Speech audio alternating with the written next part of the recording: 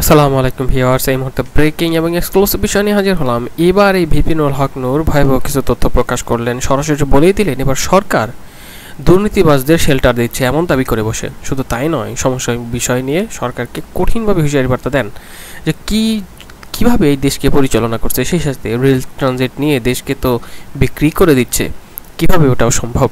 এই দুর্নীতি যদি আরও বেশি দিন চলতে থাকে তাও কতটা ভয়াবহতা মুখে পড়বে এই দেশ, সে বিষয়ে আলোকপাত করেন। সেই সাথে আরও সরকারকে কীভাবে শেয়ার বার্তা দেন জানতে পারবেন এই নেতার কাছ থেকে।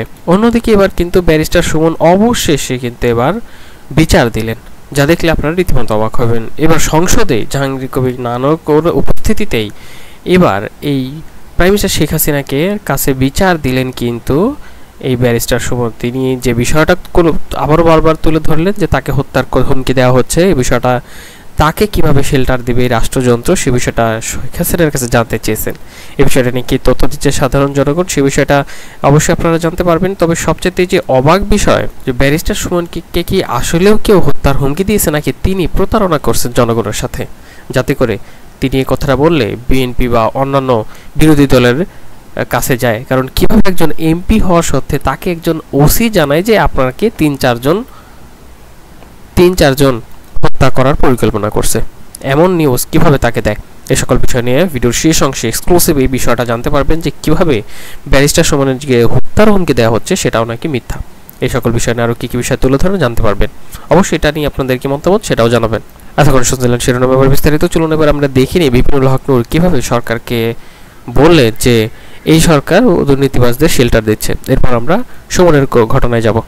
মনে হচ্ছে যে তাহলে এখন গণমাধ্যমে এই বিষয়গুলো আসছে কেন, গণমাধ্যম কেন একটু সরব হচ্ছে। এইখানে আপনি জানেন যে মার্কিন যুক্তরাষ্ট্র বাংলাদেশের সরকার দুর্নীতিগ্রস্ত এবং ব্যবসার সূচকে অনেক ক্ষেত্রে দুর্নীতি একটা প্রধান প্রতিবন্ধকতা মার্কিন যুক্তরাষ্ট্র সহ ইউরোপিয়ান এবং বিভিন্ন সময় এই রিপোর্টগুলো দিয়ে আসছে। এমনকি বিদেশি বিনিয়োগকারীরা আপনার পরিষ্কারভাবেই বলছে যে বাংলাদেশের দুর্নীতি কমানো না গেলে এখানে বিদেশি বিনিয়োগকারীরা চলে যাবে এখান থেকে। দুর্নীতিবাজদের পক্ষে এবং দুর্নীতিবাজদেরকে রক্ষা করার চেষ্টা করছে, নগ্নভাবে এই দুর্নীতির পক্ষে সাফাই গিয়েছেন, যেটা তারা কিন্তু পরিষ্কার যে সরকার দুর্নীতিবাজদের পক্ষে এবং দুর্নীতিবাজদেরকে রক্ষা করার চেষ্টা করছে। তারা আপনি নিশ্চয়ই জানেন যে দিলীপ বড়ুয়া সাম্যবাদী দলের আপনার প্রধান এবং সরকারের মন্ত্রী ছিলেন, শিল্পমন্ত্রী, তিনি প্রকাশ্যে বলছেন পত্রপত্রিকা যে এই সরকারের মধ্যে থাকা ৮০% এমপি স্মাগলার, কালোবাজারি, অর্থ পাচারকারী। দিলীপ বড়ুয়া বলছেন। আওয়ামী লীগের ঘনিষ্ঠ জন ছিলেন, বুদ্ধিজীবী হিসেবে পরিচিত ছিলেন গাফফার চৌধুরী, তিনি ২০১৮ সালের নির্বাচনে বলেছিলেন যে এই সংসদের ৮০% এমপির মনোনয়ন আগামী নির্বাচনে দেওয়া উচিত না, কারণ এরা দুর্নীতিবাজ। তো সরকারের মধ্যে যাদের ন্যূনতম বিবেক আছে তারাও কিন্তু এখন আর চুপ থাকতে পারছে না।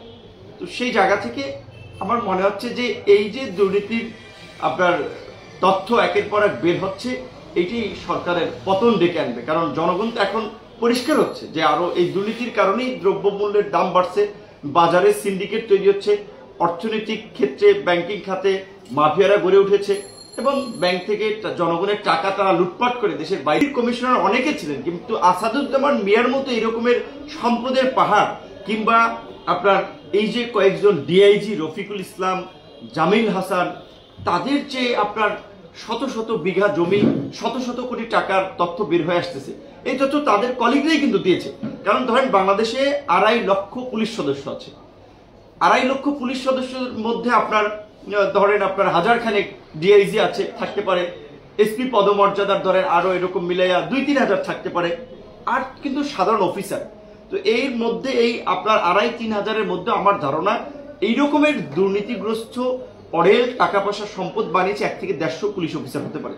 তো এই ১-১৫০ পুলিশ অফিসার ব্যতীত বাকিরা তো সৎ, বাকিরা তো চায় যে না পুলিশের একটা সম্মান থাকুক জনগণের কাছে। কিন্তু সরকার যেভাবে এই আপনার অপরাধের সুযোগ কতিপয় কর্মকর্তা কর্মচারীদেরকে দিয়েছে যে অবৈধভাবে ক্ষমতায় থাকার জন্য, সব অনেক ঘটনা ঘটিয়েছে। দুঃখ যে তিনি এই জিয়াউর রহমান বঙ্গবন্ধু ভারতের বিরুদ্ধে গিয়ে তাদের জীবন দিয়েছে, তার ভাই ভারতের এই আপনার রশির বাইরে যেতে পারেন নাই।